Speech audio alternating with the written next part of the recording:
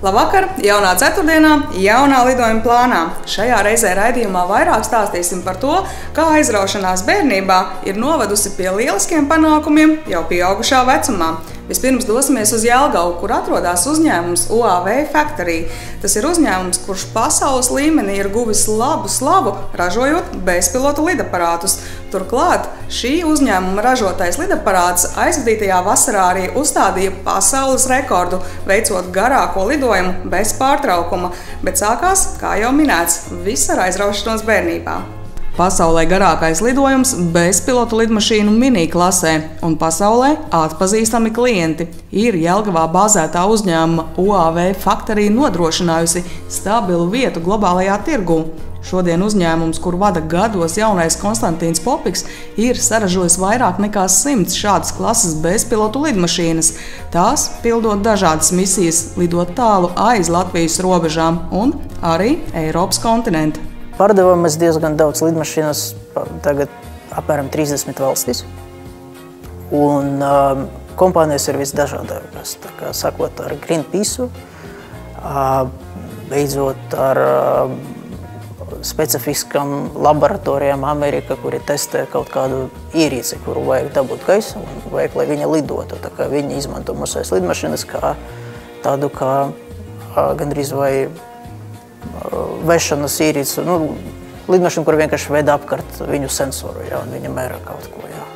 Konstantīna vadītajam uzņēmumam šobrīd ir 4 gadi. Savukārt pirmie centieni taisīt biznesu ar bezpilotu lidmašīnām sākās pirms gadiem 7, taču tā pa īstam viss sākās vēl krietni senāk un sākās Rīgas Tehniskās jaunradas centrā Annas 2.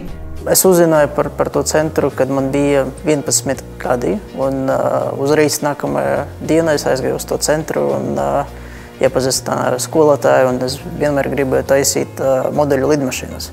Tā kā tik līdz es uzzināju, ka tāda lieta eksistē Latvijā, es uzreiz tur aizgāju un no tās pašas dienas sāku tur iet regulāri, tur katru dienu, vakaru, brīvdienu, tad tā turpināju līdz tam mirklim, kad iestājos universitātē, tā kā gāju tur regulāri. Pacietība, neatlaidība, inženieru precizitāte, izpratni par tehniku, radoša pieeja un draugi. Tās ir pamata lietas, kuras Konstantīns guvis Tehniskās jaunradas namā. Vēlāk te iegūtās iemaņas papildināts un nostiprināts augstskolā. Tā gan nav meklējuma Latvijā. Aviācijas inženiera maģistra grādu viņš ieguva Liverpūles universitātē.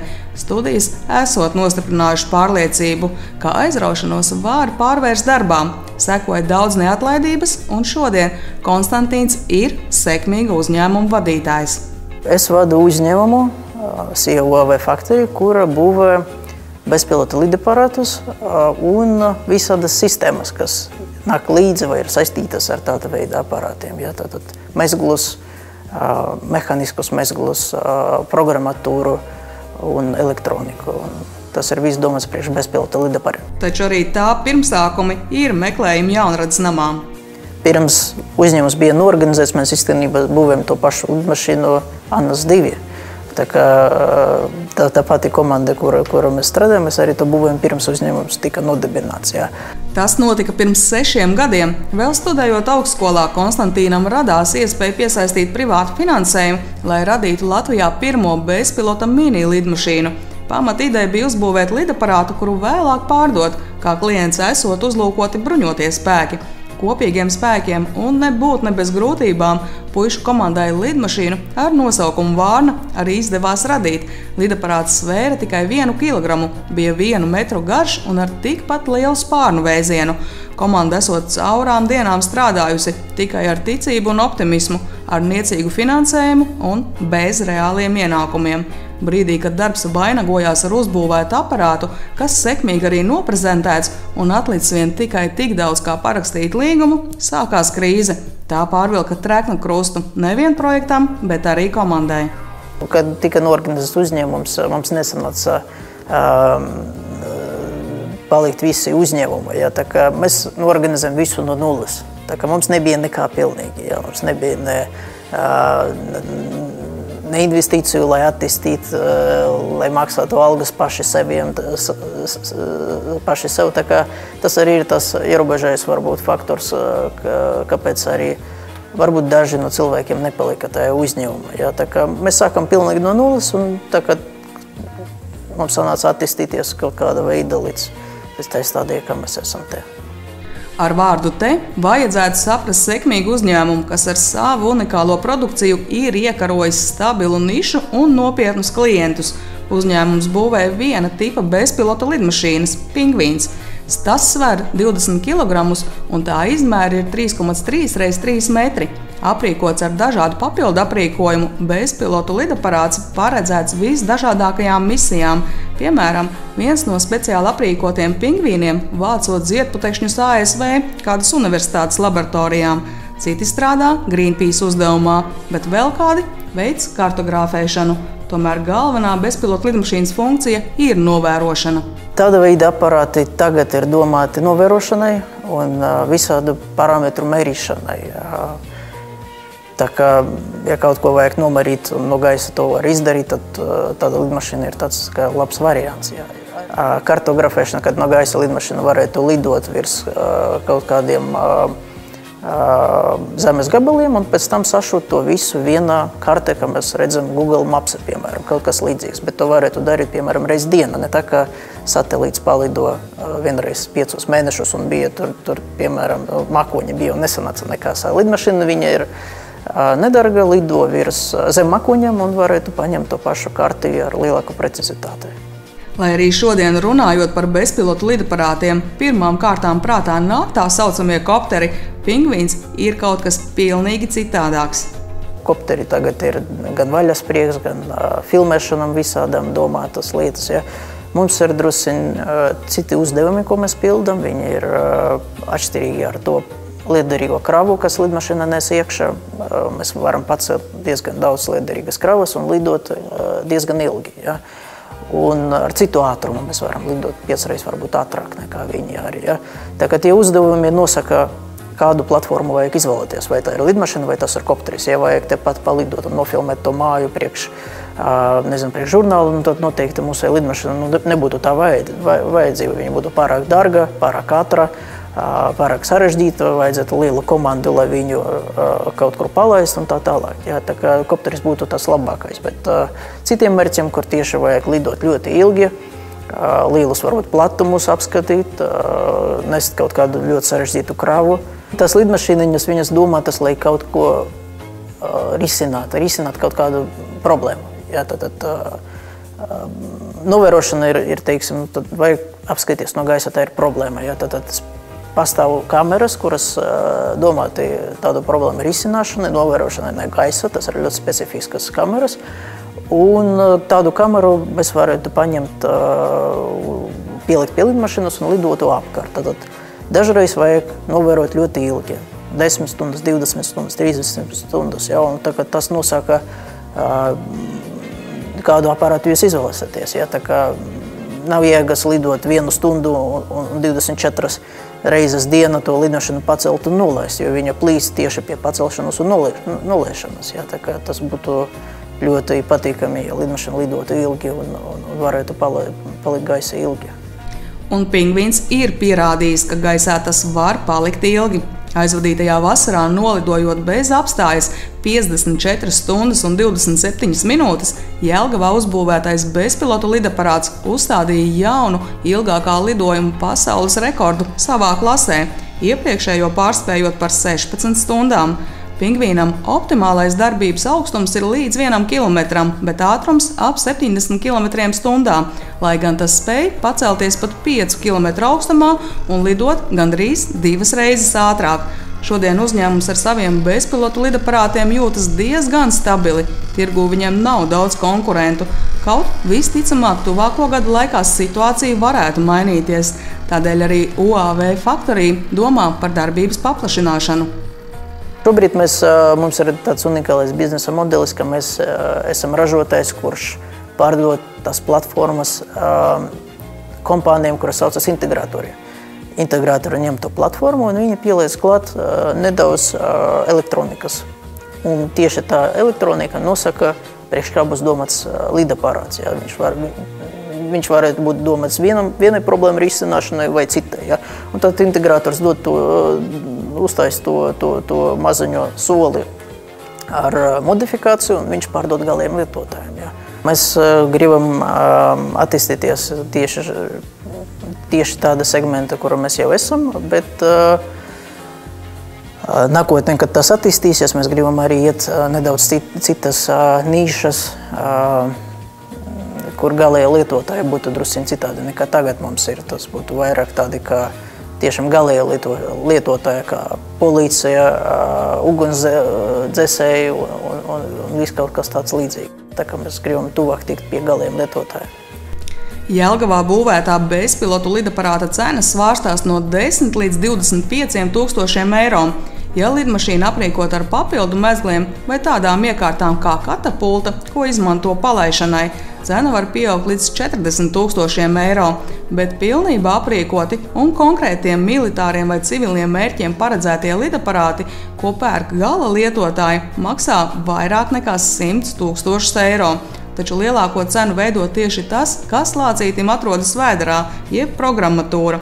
Savukārt pats aparāts radīts no tādiem materiāliem, ar kādiem šodien strādā lidmodeļu būves pulciņos. Materiāli ir tieši tādi paši, kuri tiek izmantoti priekš būvēšanas parasto lidmodeļu būvēšanai. Tātad sacensības lidmodeļi viņi tiek būvēti pilnīgi tāda pati veida, vienkārši starpība ir tā lielāka, ka vajag uzbūvēt vienu lidmašīnu, te vajag uzbūvēt tādas daudz lidmašīnas, kuras pēc tam ir vienādas. Ja? Tā kā drusciņi savādāk ir, kad tu būvo lidmašīnu priekš sevis, radiovadāmu lidmašīnu, piemēram, ja? Tad tu esi kā mākslinieks.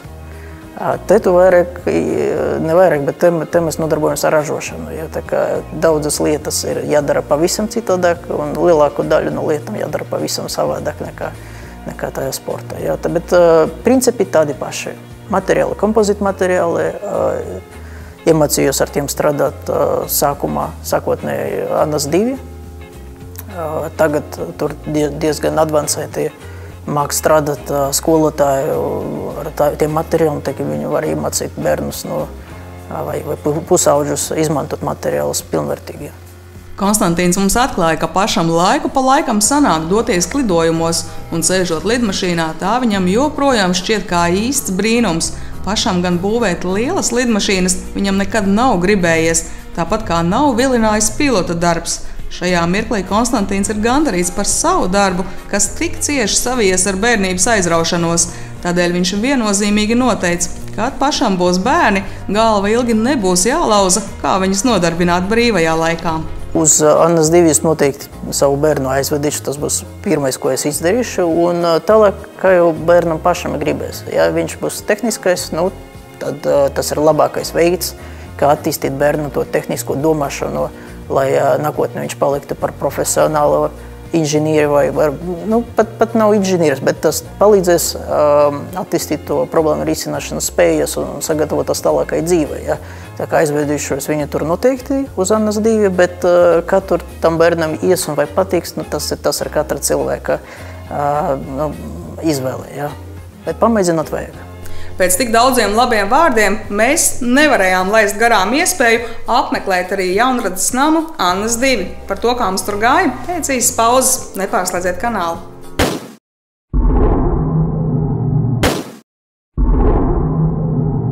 Un laiks jau iepriekš pieteiktajām stāstam par tehniskās jaunradas namu ANAS 2, kur top nevienu lidmašīnu, bet arī raķešu modeļi.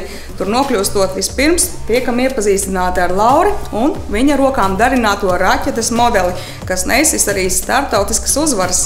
Tas ir radiovadāmais raķu plāns, un ar šādiem mēs piedalāmies sacensībās, sākot jau no Latvijas sacensībām un beigās pasaules čempionātos, kas ir arī lielākais šajā sporta veidā.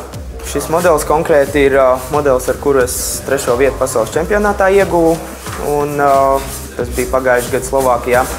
Un pirms 2 gadiem pasaules kausā 1. vietu ieguvu. Raķešu modelismā vadošā valsts esot Ķīna, labus rezultātus uzrādot arī sportisti no Krievijas un Polijas, taču arī mazā Latvija ar saviem modeļiem spēja sagādāt konkurenci. Turklāt izrādās sacensība ir tik sīva, ka dažkārt pasaulē labāko nosaka 1 sekundes. Tā notika arī pērn pasaules čempionātā. līdz pirmai vietai šķīra 2 sekundes, un līdz kādai 5., 6. arī apmēram 2. Tur bija tik blīvi rezultāti, un pēdējā laikā ļoti ir audzis līmenis, un visi piloti ļoti, ļoti labi lido. Un attiecīgi, jā, tiešām bija tāds cīniņš līdz beigām. Toreiz čempionātā pirmās 2 vietas, tāpat kā 4. paņēma ķīnieši. Zinot, ka sacensību raķetes modelis pilnībā ir Laura roku darbs, šāds sportiskais sasniegums šķiet vēl jo atzinīgāk vērtējams. Kā nekā čempionātos gadās cīkstēties arī ar rūpnieciski darinātām raķetēm. Šeit mēs taisam visu. Viss ir no putuplasta materiāla izmantotie, ir oglekļa šķiedra, stikla šķiedra. Principā tie aktuāli arī aviācijas tehnoloģija materiāli, tos mēs arī izmantojam šajās mazajā aviācijā. Mazajā aviācijā modulis MAX. Lauras raķešu būvi Tehniskās jaunradas namā Annas 2 nodarbojas kopš zēna gadiem, jau 14 gadus. To laikā sabūvētas neskaitāmas raķetes, un roka šajā arodā ir labi piešauta, un tomēr tāpat uzvarēt spējīga modeļa būve ir visai laikietilpīgs un pacietību prasošs darbs. Kaut ko uztaisīt lidojoši nav problēma, bet ja jau mēs runājam par pasaules čempionātiem tādu nopietnu līmeni, tad tur ir jāpiedomā pie katras detaļas un visu projektēšanu. Visu tas ir ļoti liels darbs un tiešām sēdēšana pie galda un pat naktīs esmu strādājis. Visādi ir. Pacietība vajag noteikti. Pacietība, neatlaidība un mērķtiecīgums esot arī tās īpašības, kuras modeļu būvi ieaudzinot jauniešos.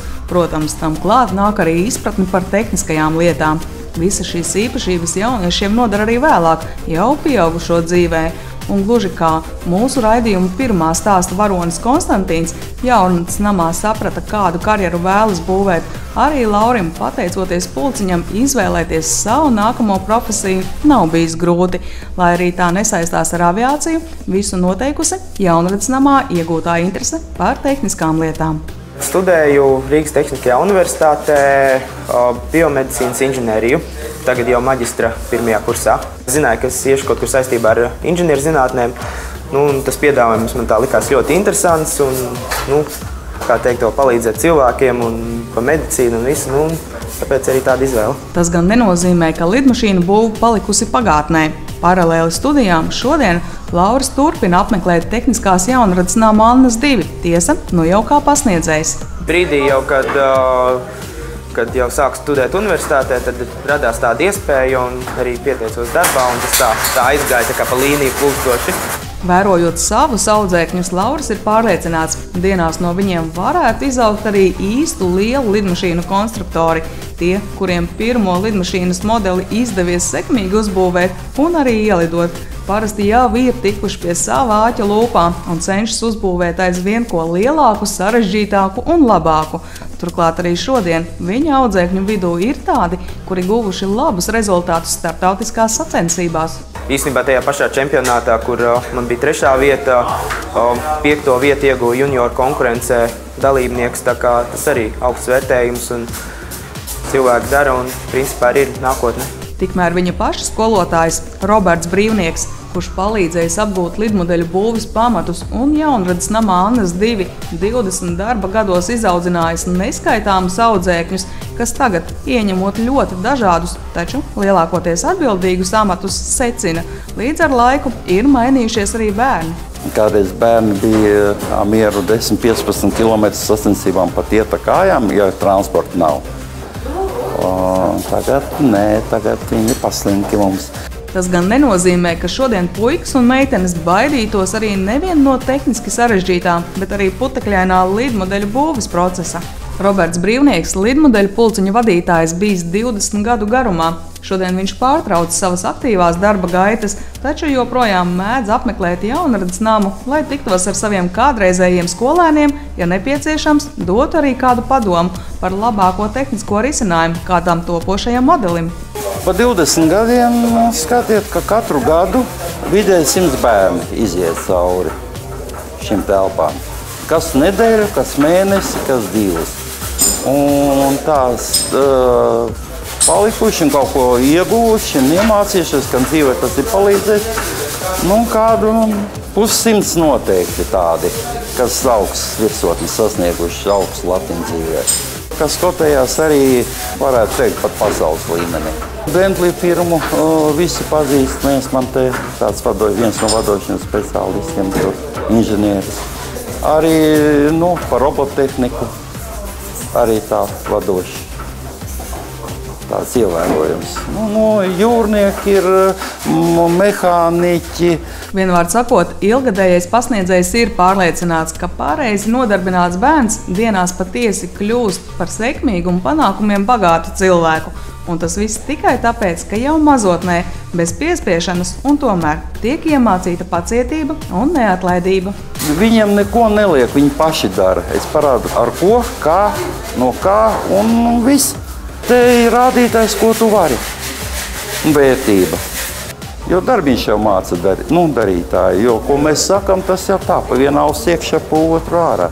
Bet, ka viņš reāli, konkrēti viņu slīpē un zina, kāpēc, tas jau pats svarīgākais. Bet atgriežoties pie sarunas ar Robertu Audzēkni un jau arī pasniedzēju Lauri un viņa sportiskajiem sasniegumiem, nevaram nepajautāt par pašu modeli. Ja godīgi, viņa būvētais panākumiem bagātais raķetes modelis vairāk līdzinās lidmašīnai. Interesanti, kur slēpjas galvenā atšķirība no lidmašīnas? Galvenās atšķirības dzinējs, jo šajā te lidmašīnā ir raķešu dzinējs.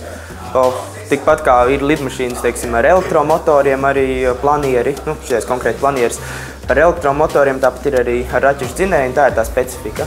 Mēs taisam arī tieši raķetes kā tādas, un tad jau ir tas, ko cilvēki iedomājas ar vārdu raķete, un tādas arī lietas taisam. Savukārt raķetes dzinējs darbojas pēc tāda pat principa kā jebkura pirotehnika. Startējot sacensībās, svarīgi ir raķeti gan sekmīgi palaist, gan arī precīzi nosēdināt. Šeit ir arī dzinējs, šādi viņi izskatās. Un ar dzinēju palīdzību viņi uzšauj augšā apmēram 300 m. Un pārējais viss notiek ar radiovadāmu pulti, radiovadāmu sistēmu, un lidmašīna tiek vadīta. Uzdevums ir nolidot 6 minūtes. Pēc 6 minūtēm ir jānosēžās noteiktā punktā, kas ir iepriekš norādīts. Un pēc tam rezultātu vērtē skaitot abas disciplīnas kopā. Gan to nosēšanos, gan arī pašu lidojumu laiku. Vai tur ir tās 6 minūtes, vai varbūt nav nolidots. Punktā ir jātrāp precīzi, un ir svarīgi arī laikā precīzi, jo, teiksim, pārlidojot 6 minūtes, arī tiek skaitīti punkti nost. Ja lidmašīnu un raķešu modeļi jūs ir ieinteresējuši, aicinām jau šajā nedēļas nogalē doties uz Spilvi, kur 26. oktobrī visas dienas garumā risināsies lidmodeļu sacensības. Beidzot būs iespēja arī savām acīm redzēt, kā tie modeļi savā starpā sacenšas, un, protams, pārmīt arī kādu vārdu ar modeļu autoriem. Un, kas zina, varbūt tas pamudinās arī jūs ķerties pie sava pirmā lidmodeļa būves. Bet raidījuma noslēgumā nevaram nepieminēt kādu satraucošu ziņu no pasaules aviācijas, kur izrādās tikko izdevās paglābties no lielākās pēdējo gadu aviokatastrofas. Viss notika Skotijas gaisa telpā, kur gandrīz sadūrušās divas Boeing 747 lidmašīnas ar aptuveni 1000 pasažieriem uz borta. Pilotiem no sadursmes izdevās izvairīties tikai fiziski ieraugot vienam otru lidmašīnu, ziņo britu mēdīji. Abas lidmašīnas lidoja paralēli un gatavojās pārokeāna lidojumam. Kad lidaparāti pārāk tuvu bija satuvojušies, dispečeri kreisajā malā lidojošajai lidmašīnai deva norādījumus pagriezties pa kreisi, bet labajā malā lidojošajam Boeing bija jāpagriežas pa labi. Abu lidmašīnu piloti norādījumus nesaprotamā kārtā bija pārpratuši un pagriez savus lidaparātus pretēji dispečeru norādītajam virzienam, uzņemot tieši sadursmes kursu. Sadursmi izdevās novērst tikai pēdējā mirklī, kad piloti caur priekšējo stiklu bija ieraudzījuši viens otru tuvojošos lidmašīnu, un viens no viņiem savu Boeing 747 novirzīja zemāk, bet otrs augstāk. Kādā brīdī lidaparāta augstuma atšķirība bijusi vien 30 metri, bet tuvākais horizontālais attālums sasniedzis 335 metrus. Neraugoties uz ilgo izmeklēšanu, eksperti joprojām nespēja izskaidrot, kā abu lidmašīnu komandas varēja pārprast vai pārklausīties dispečeru norādēs. Incidents norisinājies 23. jūnijā, apmēram 30 km no Glāzgovas, taču sabiedrībai tas tapis zināms tikai tagad, kad Lielbritānijas gaisa satiksme publicējusi ziņojumu, kurā tiek uzskaitītas bīstamās situācijas Lielbritānijas gaisa telpā. Bet raidījuma noslēgumā jau tradicionālais konkursa jautājums, un šajā reizē tas saistās ar pirmā stāsta varoņiem. Un tātad, ko nozīmē UAV uzņēmuma UAV Factory nosaukumā? Un cik precīzi ilgs bija garākais bezpilota lidaparāta veiktais lidojums, kas joprojām nav pārspēts? Esi pirmais, kurš atsūta pareizo atbildi uz e-pastu lidojumaplāns@lidojumaplāns.lv, un balvas būs tavējās. Bet mums laiks atvadīties. Uz tikšanos jau pēc nedēļas.